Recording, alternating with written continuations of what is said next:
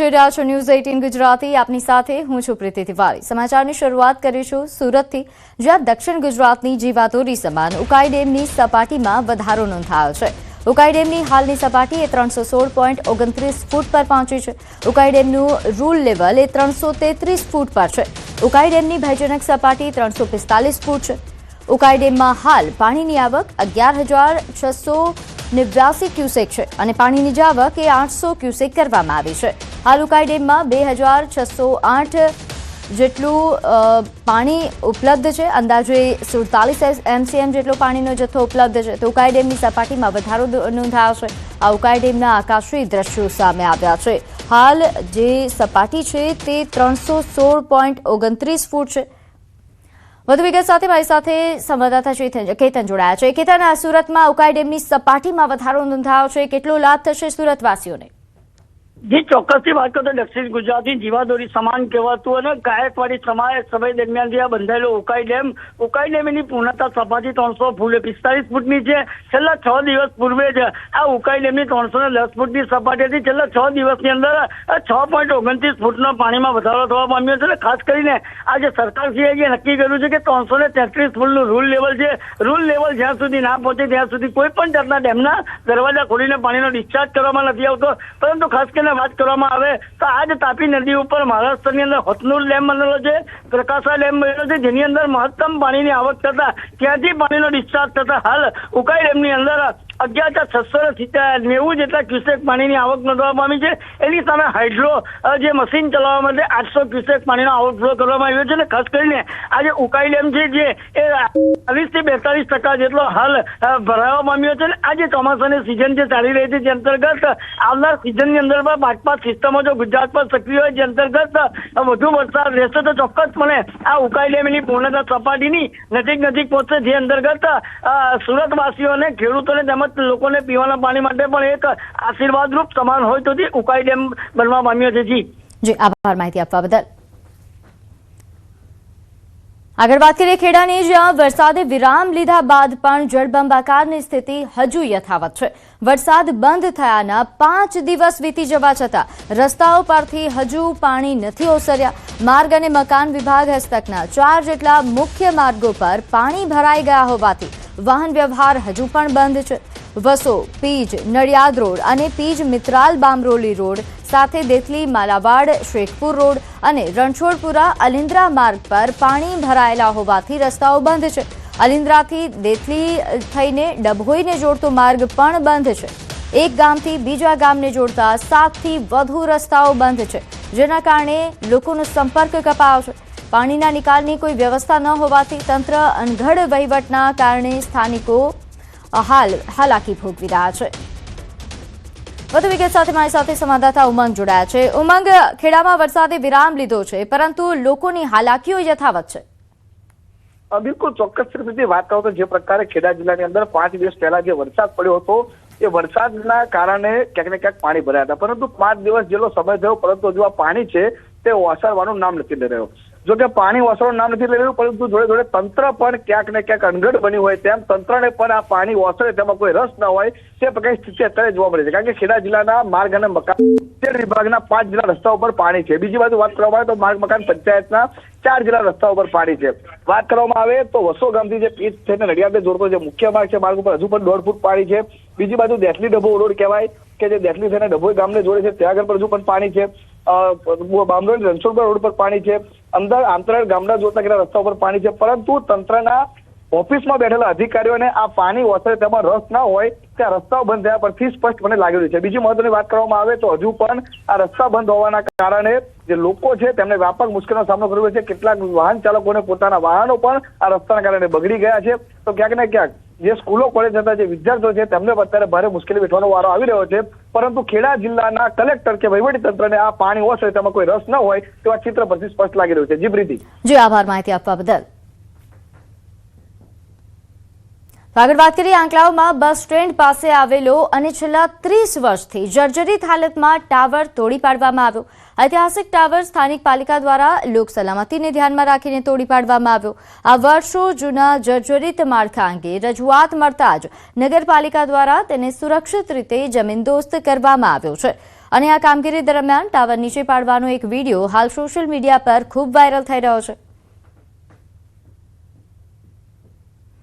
તો આ ટાવર છે કે જેને તોડી પાડવામાં આવ્યો, ખૂબ જ ઐતિહાસિક ટાવર જે ખૂબ જર્જરિત હાલતમાં હતો અને આ વરસાદના સિઝનમાં જો પડી જાય તો જાનહાનિની પણ આશંકા હતી, જેના કારણે નગરપાલિકા દ્વારા નિર્ણય લેવામાં આવ્યો અને આ ટાવર તોડી પાડવામાં આવ્યો છે. વાત કરીએ દબાણ, ડીજેના ઘોંઘાટ અને ટ્રાફિક મામલે હાઈકોર્ટ લાલઘૂમ થઈ છે. 3 અઠવાડિયામાં પોલિસી બનાવવા માટે હાઈકોર્ટે આદેશ આપ્યા છે. રાજ્ય સરકાર અને અમદાવાદ મ્યુનિસિપલ કોર્પોરેશને પોલિસી બનાવવા માટે આદેશ આપ્યા. અવાજ પ્રદૂષણ પર 18 ઓગસ્ટ સુધીમાં રિપોર્ટ આપો તેવું હાઈકોર્ટે જણાવ્યું છે. તો અવાજ પ્રદૂષણ અંગે હાઈકોર્ટ લાલઘૂમ છે. આ ઉપરાંત દબાણ સહિતના જે મુદ્દાઓ છે, ખાસ કરીને ટ્રાફિકના મુદ્દા કે જેના કારણે હાઈકોર્ટે હવે આદેશ આપ્યા છે અમદાવાદ મ્યુનિસિપલ કોર્પોરેશનને અને રાજ્ય સરકારને કે યોગ્ય પોલિસી બનાવવામાં આવે, અવાજનું પ્રદૂષણ જે વધી રહ્યું છે તેને અટકાવવા માટેના પ્રયાસ થાય. તો મહેસાણામાં ટ્રાફિકમાં ફસાઈ 108 એમ્બ્યુલન્સ. બહુચરાજીમાં કાલરી ફાટક બંધ હોવાથી એમ્બ્યુલન્સ ફસાઈ હતી. દર્દીને એમ્બ્યુલન્સમાં જ CPR આપવામાં આવ્યું. ફાટક મોડું ખુલતા દર્દીનો જીવ જોખમમાં મુકાયો હતો. ઘટનાથી લોકોમાં ભારે રોષ છે. ઓવરબ્રિજ બનાવવાની લોકો માંગ કરી રહ્યા છે. તો આ જ્યારે એમ્બ્યુલન્સ ફસાઈ હતી તે સમયનો વિડીયો પણ સામે આવ્યો છે. નોંધનીય છે કે તે સમયે દર્દીનો જીવ જોખમમાં મુકાયો હતો. જોકે એમ્બ્યુલન્સમાં જ CPR આપવામાં આવ્યો. હાલ ઓવરબ્રિજ બનાવવા માટે લોકો માંગ કરી રહ્યા છે. તો મહેસાણાના બહુચરાજીના દિલવાડા ગામની બાળકીનું ચાંદીપુરા વાયરસથી મોત. ચાંદીપુરા વાયરસમાં સપડાયેલી બાળકીનું મોત થયું. વડનગર સિવિલ હોસ્પિટલમાં સારવાર હેઠળ હતી બાળકી, જે દરમિયાન મોત થયું છે. 4 વર્ષીય બાળકીનું સારવાર દરમિયાન મોત થતાં રેગાટી વ્યાપી. નોંધનીય છે કે હાલ ચાંદીપુરાનો કેસ આવી રહ્યા છે. વધુ વિગત સાથે મારી સાથે સંવાદદાતા કેતન જોડાયા છે. કેતન, હવે મહેસાણામાં પણ ચાંદીપુરા વાયરસથી જે મોતના સમાચાર સામે આવી રહ્યા છે, આંકડો ક્યાં પહોંચ્યો? ચોક્કસથી જણાવી દઉં કે મહેસાણામાં ચાંદીપુરાનો વધુ એક કેસ ગત રોજ નોંધાયો હતો. આ સાથે ટોટલ 3 જેટલા કેસ હોય છે નોંધાયા હતા. બહુચરાજી તાલુકાના દેલવાડાના ગામમાં 4 વર્ષની જે બાળકીનો ચાંદીપુરાનો જે રિપોર્ટ હોય છે તે પોઝિટિવ હતા. તેને સારવાર માટે વડનગર સિવિલ હોસ્પિટલમાં દાખલ કરવામાં આવી હતી. તો બીજી તરફ આરોગ્ય વિભાગ દ્વારા ગામમાં 250 કરતા વધુ જે ઘરો હોય છે સર્વેલન્સ દવા છંટકાવ કર્યો હતો. પરંતુ દુઃખદ ઘટના આજે બની છે કે તેનો જે આજે બાળકી હોય છે તેનું દુઃખદ અવસાન થયું છે. બિલકુલ કેતન, આભાર માહિતી આપવા બદલ. તો આ તરફ બનાસકાંઠામાં ચાંદીપુરાથી બાળકનું મોત થયું. કાંકરેજના ચાંગામાં 3 વર્ષીય બાળકનું મોત. બાળકને ચાંદીપુરાનો રિપોર્ટ પોઝિટિવ આવ્યો હતો, જે બાદ ધારપુર ખાતે તેની સારવાર ચાલી રહી હતી. ધારપુર મેડિકલ કોલેજમાં સારવાર દરમિયાન બાળકનું મોત નીપજ્યું. ચાંદીપુરાને લઈને આરોગ્ય વિભાગ હરકતમાં આવ્યું છે. તો હાલ ચાંદીપુરાના કારણે બાળકોના મોતના કેસીસ અને જે આંકડાઓ છે તે વધી રહ્યા છે, જેના કારણે આરોગ્ય વિભાગ સતર્ક છે. પરંતુ હવે વાલીઓએ પણ સાવધાન રહેવાની જરૂર છે.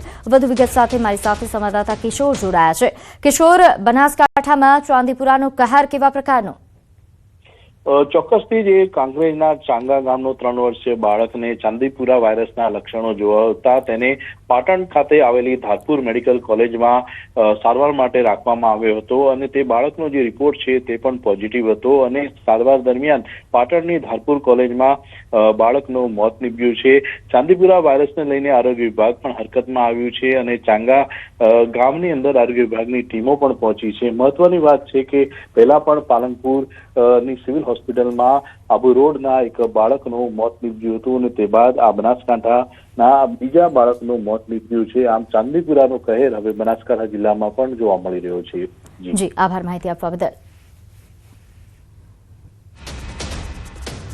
તો બીજી તરફ ભાવનગરમાં ચાંદીપુરા વાયરસના વધુ 3 શંકાસ્પદ કેસ નોંધાયા છે. એક જ દિવસમાં ચાંદીપુરાના 3 શંકાસ્પદ કેસ આવતા તંત્ર હરકતમાં આવ્યું. ભાવનગર જિલ્લાના મેલાણા, ગણેશગઢ અને કાળા તળાવ ગામમાંથી 3 શંકાસ્પદ બાળકો દાખલ થયા છે. ચાંદીપુરા જેવા લક્ષણો ધરાવતા 3 બાળકોના કેસ દાખલ થતા આરોગ્ય વિભાગ હરકતમાં આવ્યું. હોસ્પિટલના બાળરોગ વિભાગમાં ચાંદીપુરા જેવા લક્ષણો ધરાવતા 2 બાળકી અને 1 બાળક સહિત 3 કેસ નોંધાયા છે. સરકારી હોસ્પિટલમાં બાળકોની હાલ સારવાર કરવામાં આવી રહી છે. સાથે 3 શંકાસ્પદ બાળકોના સેમ્પલ લેવામાં આવ્યા છે. બાળકોની હાલત પર ડોક્ટરો દ્વારા સતત નજર રાખવામાં આવી રહી છે. તો ખેડાના મહુધા તાલુકાના સાપલા ગામે ચાંદીપુરા વાયરસનો પ્રથમ કેસ નોંધાતા ખળભળાટ. 9 વર્ષીય બાળકી ચાંદીપુરા વાયરસની ઝપેટમાં આવતા તેને વધુ સારવાર માટે હોસ્પિટલ ખસેડાઈ. કેસ નોંધાતા આરોગ્ય વિભાગ દોડતું થયું છે, જેને જોતા તાલુકા અને જિલ્લા આરોગ્ય અધિકારીઓએ ગામની મુલાકાત લીધી. ઘરે ઘરે સર્વે શરૂ કરાયો. તાવ અને અન્ય લક્ષણો ધરાવતા લોકોની આરોગ્ય તપાસ હાથ ધરાઈ છે. ગ્રામજનોને સાવચેતી રાખવા માટે અપીલ કરવામાં આવી. તેમજ બાળકોમાં તાવ, ઉલટી, આંચકી કે ગંભીર લક્ષણો જણાય તો તાત્કાલિક હોસ્પિટલમાં લઈ જવા માટે સૂચના આપવામાં આવી છે. તો રાજ્યમાં ફરી એકવાર ચાંદીપુરા વાયરસનો કહેર. બીજી તરફ અમદાવાદમાં વરસાદ બાદ મચ્છરજન્ય અને પાણીજન્ય રોગચાળાનો ખતરો વધ્યો છે, જેના કારણે અમદાવાદ મ્યુનિસિપલ કોર્પોરેશનનું આરોગ્ય વિભાગ એલર્ટ બન્યું છે. જુલાઈ મહિનામાં મેલેરિયાના 24, ડેન્ગ્યુના 38 અને ચિકનગુનિયાનો 1 કેસ નોંધાઈ ચૂક્યો છે. ઉપરાંત ઝાડા ઉલટીના 345, કમળાના 65 અને ટાઇફોઇડના 235 કેસ સામે આવ્યા છે. શહેરભરમાં ફોગિંગ, એન્ટી લાર્વા કામગીરી, પાણીના નમૂનાઓની તપાસ અને ક્લોરીન ગોળીઓના વિતરણ સહિત સતત સર્વેલન્સ હાથ ધરવામાં આવી રહ્યું છે. 4.55 લાખથી વધુ ક્લોરીનની ગોળીઓનું વિતરણ કરવામાં આવ્યું. તેમજ પાણીના સેમ્પલમાં 40 સેમ્પલ અનફિટ આવ્યા છે, જે અંગે અમદાવાદ મ્યુનિસિપલ કોર્પોરેશન દ્વારા કામગીરી કરવામાં આવી રહી છે.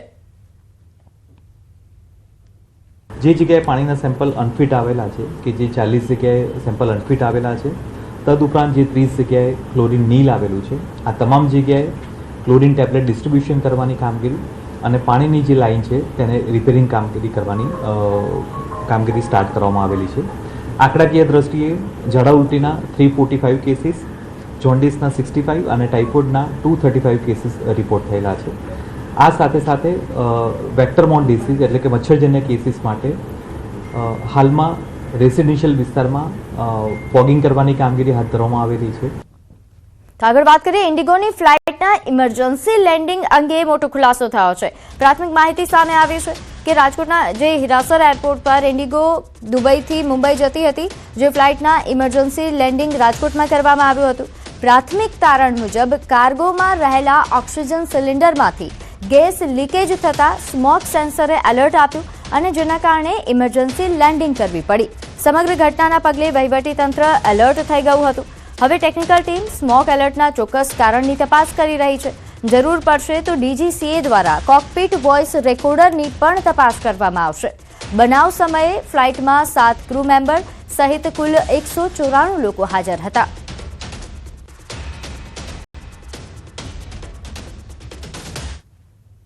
રાજકોટ જંગલેશ્વર ડિમોલેશન ખર્ચ વિવાદ. તપાસ સમિતિના નામે નાટક થતા હોવાનો આરોપ. તપાસ સમિતિના અધ્યક્ષ ફરી બદલાશે. MD ચુડાસમા હવે નવા અધ્યક્ષ બનશે. PGVCLના નવનિયુક્ત મેનેજિંગ ડિરેક્ટર છે MD ચુડાસમા. કુલ ખર્ચ 2.72 કરોડ થયા હોવાનો ખુલાસો થયો હતો. 1 મહિનાથી તપાસમાં કોઈ જ પરિણામ નથી આવ્યું. અત્યાર સુધી 2 અધ્યક્ષ બદલાઈ ચૂક્યા છે. કૌભાંડ, બેદરકારી પર હજુ સત્તાવાર મૌન દેખાઈ રહ્યું છે. વધુ વિગત સાથે મારી સાથે સંવાદદાતા અંકિત જોડાયા છે. અંકિત, જંગલેશ્વર ડિમોલેશન ખર્ચનો વિવાદ વધતો જઈ રહ્યો છે, પરંતુ તપાસ સમિતિ તરફથી કોઈ અપડેટ નહીં. ચોક્કસથી પ્રીતિ, વાત કરવામાં આવે તો જે જંગલેશ્વર ડિમોલેશન ખર્ચનો જે વિવાદ સામે આવ્યો હતો અને પાણીની જે બોટલ સામાન્ય રીતે 5 રૂપિયાની મળતી હોય છે, પરંતુ રેટ કોન્ટ્રાક્ટના આધાર પર એ પાણીની બોટલ 8 રૂપિયા 9 રૂપિયામાં ખરીદાતી હોવાનું આક્ષેપો છે તે સામે આવ્યા હતા અને સમગ્ર મામલે તપાસ સમિતિની રચના કરવામાં આવી હતી. તપાસ સમિતિની રચના કરાતા સૌ પ્રથમ તેમના અધ્યક્ષ છે તે ડેપ્યુટી કમિશનર કક્ષાના અધિકારી CK નંદાણી છે તેને બનાવવામાં આવ્યા હતા.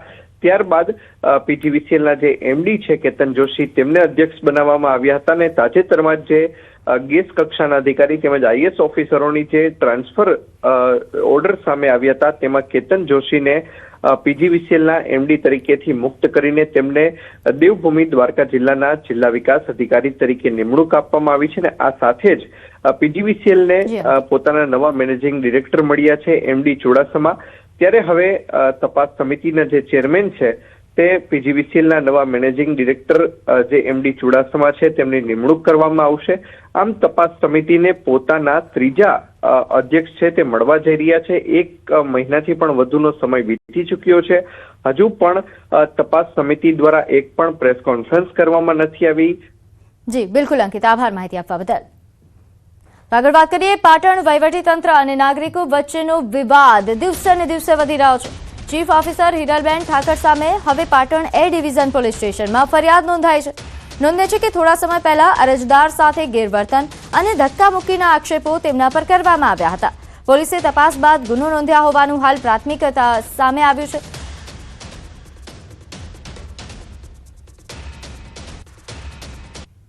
થોડા દિવસ અગાઉ ચીફ ઓફિસરની ચેમ્બરમાં અમે રજૂઆત કરવા પહોંચેલા, ત્યારે ચીફ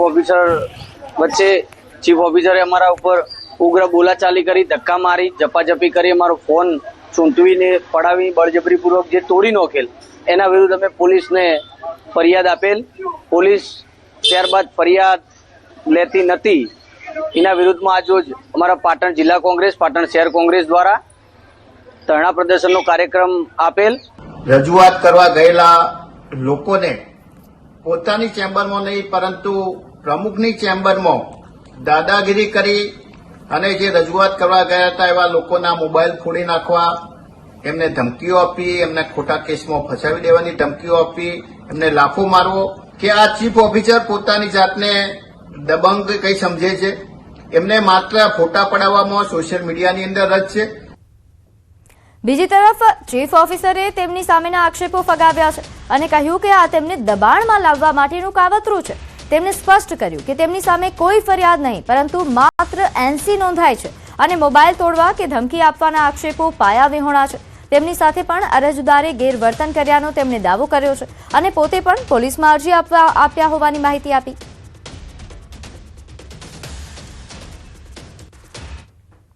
એ ડિવિઝન પોલીસ સ્ટેશનમાં કોઈ ફરિયાદ નથી નોંધાઈ. તમારે ફરિયાદ અને એનસી વચ્ચેનો ભેદ સમજી લેવો પડે. એનસી એટલે હજુ કોર્ટ મંજૂરીને આધીન બાબત છે. હું જેવી બહાર ગઈ રૂમની, એટલે બહાર જતી હતી તો એમને મારો હાથ પકડ્યો અને ખૂણામાં લઈ ગયા ભાઈ, અને ખૂણામાં લઈ જઈ અને જે હું કેમેરાના સામે ના બોલી શકું એવી હરકત એને કરી.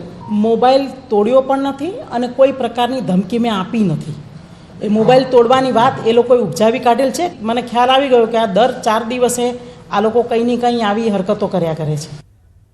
તો છોટાઉદેપુરના રાજકારણમાં મોટો રાજકીય ભૂકંપ આવ્યો છે. નગરપાલિકાના પ્રમુખ મંજુલાબેન કોલીનું સભ્ય પદ જિલ્લા કલેક્ટરે રદ કરતા હવે પ્રમુખ પદ પણ ખાલી થયું છે. વડોદરા વિભાગીય વિશ્લેષણ સમિતિએ તેમની અનુસૂચિત જનજાતિ જાતિ પ્રમાણપત્ર અમાન્ય જાહેર કર્યા બાદ કલેક્ટરે કાયદાકીય કાર્યવાહી કરી છે. 1.5 વર્ષ પહેલા યોજાયેલી ચૂંટણીમાં વોર્ડ નંબર 4 માંથી જીત્યા બાદ તેઓ અનુસૂચિત જનજાતિ માટે અનામત પ્રમુખ પદે ચૂંટાયા હતા. જાતિ પ્રમાણપત્ર અંગે થયેલી ફરિયાદ બાદ તપાસ હાથ ધરાઈ, જેમાં પ્રમાણપત્ર અમાન્ય ઠરતા હવે તેમનું સભ્યપદ રદ કરવામાં આવ્યું છે. સમગ્ર કેસમાં અરજદાર વિજયભાઈ નાયકાએ લાંબી કાનૂની લડત લડ્યા હોવાનું જણાવ્યું.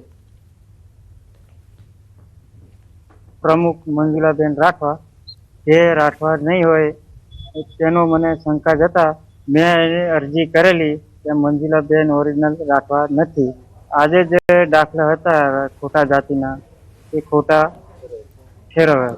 છોટાઉદેપુર નગરપાલિકાના પ્રમુખ મંજુલાબેનના જાતિનો દાખલા વિશ્લેષણ સમિતિ દ્વારા રદ કરવામાં આવ્યો હતો.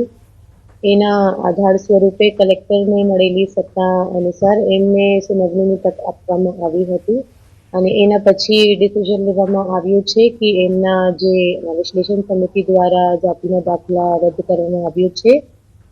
તો નિર્ણય બાદ ભાજપ અને કોંગ્રેસ બંને પોતાની પ્રતિક્રિયા આપી. ભાજપે કાયદાકીય પ્રક્રિયાનું પાલન કરવાની વાત કરી, જ્યારે કોંગ્રેસે સમગ્ર મામલે સત્તા પક્ષ સામે સવાલો ઉઠાવ્યા. હવે વોર્ડ નંબર 4ની પેટા ચૂંટણી અને નવા પ્રમુખની પસંદગી પર સૌની નજર છે.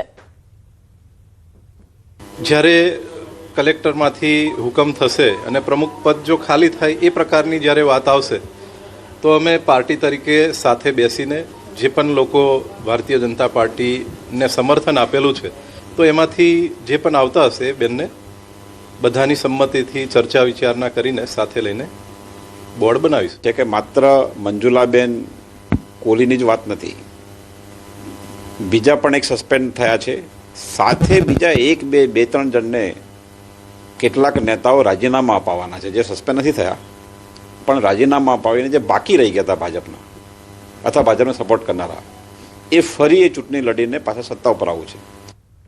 તો દાહોદ જિલ્લાના ગોવિંદગુરુ લીંબડી તાલુકાના કચલધરા ગામમાં જીઆઈડીસી માટેની જમીન સંપાદનનો મુદ્દો ફરી ગરમાયો છે.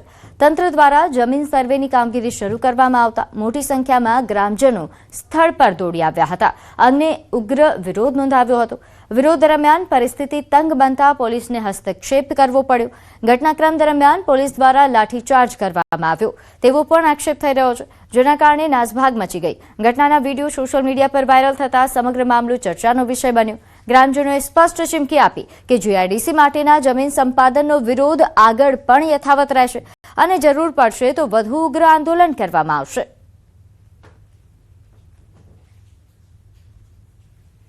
પોલીસવાળા અને પોલીસની બહેનો આ લોકો પર તૂટી પડ્યા અને એમને માર મારવામાં આવ્યો.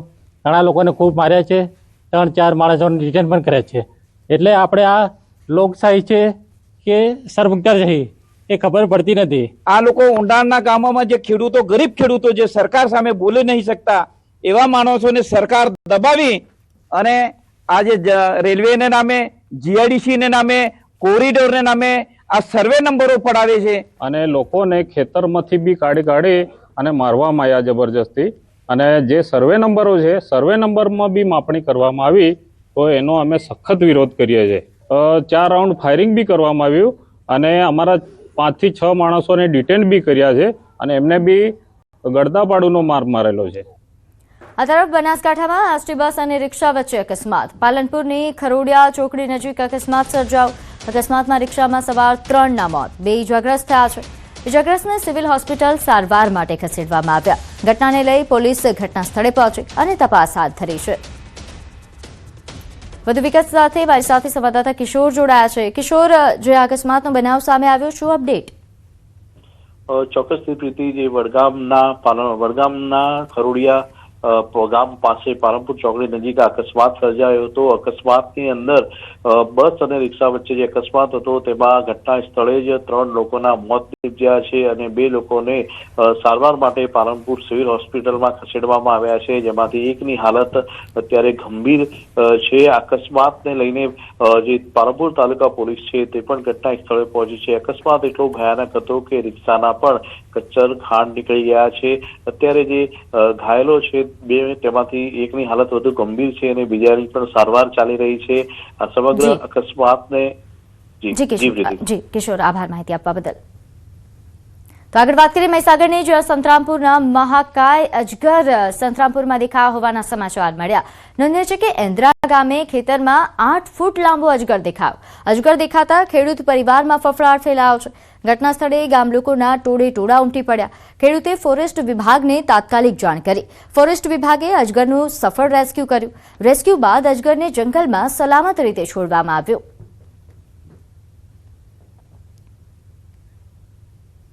આગળ વાત કરીએ ગુરુ પૂર્ણિમાના પાવન અવસરે સૌરાષ્ટ્રના સુપ્રસિદ્ધ યાત્રાધામ વીરપુરમાં વહેલી સવારથી જ દેશ વિદેશમાંથી હજારો ભાવિકો ઉમટી પડ્યા હતા. પૂજ્ય જલારામ બાપાના દર્શન તેમજ તેમના ગુરુ પૂજ્ય ભોજલરામ બાપાની સમાધિનું ગાદીપતિ પૂજ્ય રઘુરામ બાપા અને પરિવારજનોના હસ્તે વિધિવત પૂજન કરવામાં આવ્યું. આ પ્રસંગે યાત્રાધામ વીરપુર જય જલારામના જયઘોષથી ગુંજી ઉઠ્યું. આજે ગુરુ પૂર્ણિમાના દિવસે હું પૂનમ ભરવા માટે ચાલીને આવ્યો છું, મારા ગુરુને મળવા માટે. હું જેને ગુરુ માનું છું એવા સંત શિરોમણી જલારામ બાપાને મળવા માટે આવ્યો છું અને ખાસ કરીને અમે દર પૂનમ ગોંડલ જલારામ મંદિરથી ચાલીને પૂનમ ભરવા માટે આવીએ છીએ. વર્ષમાં એકવાર હું જરૂરથી અહીં દર્શને આવું છું. હું મહીસાગર જિલ્લાના સંતરામપુર તાલુકામાંથી મોટી સટણ ગામથી આવું છું અને છેલ્લા 17 વર્ષથી હું જલારામ બાપાના દર્શન કરી ધન્યતા અનુભવું છું. એમના પરચા અપરંપાર છે. એમની પરચા થકી મારા જીવનમાં ઘણા કાર્યો સફળતાપૂર્વક સિદ્ધ થયા છે અને આપ સૌને વિનંતી કે આપ પણ જલારામ બાપાના દર્શને આવો અને બાપાની કૃપા મેળવો. ગુરુ પૂર્ણિમાના પાવન અવસરથી ભાજપ દેશભરમાં સમરસતા સંકલ્પ અભિયાન શરૂ કરવા જઈ રહ્યું છે. 29 જુલાઈથી 20 ફેબ્રુઆરી સુધી આ અભિયાન ચાલશે. ગુરુ રવિદાસ મહારાજની 650મી જયંતિ વર્ષ નિમિત્તે વિવિધ કાર્યક્રમોનું આયોજન થશે. વારાણસીથી દેશના દરેક પ્રદેશ માટે માટીનો કળશ મોકલવામાં આવશે, જેની સ્થાપના પ્રદેશની રાજધાનીઓમાં કરવામાં આવશે. આ ઉપરાંત સંત સંપર્ક અભિયાન અને છાત્રાલયોમાં વિશેષ સંપર્ક અભિયાન પણ હાથ ધરાશે.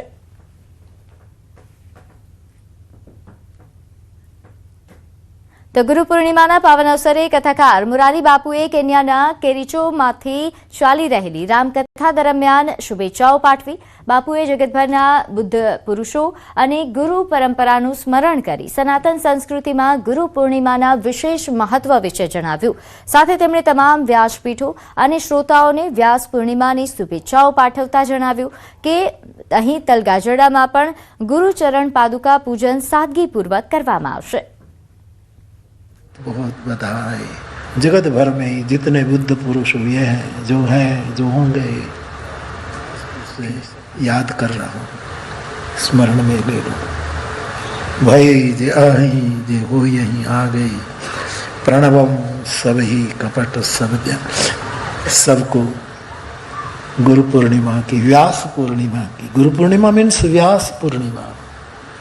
व्यास पूर्णिमा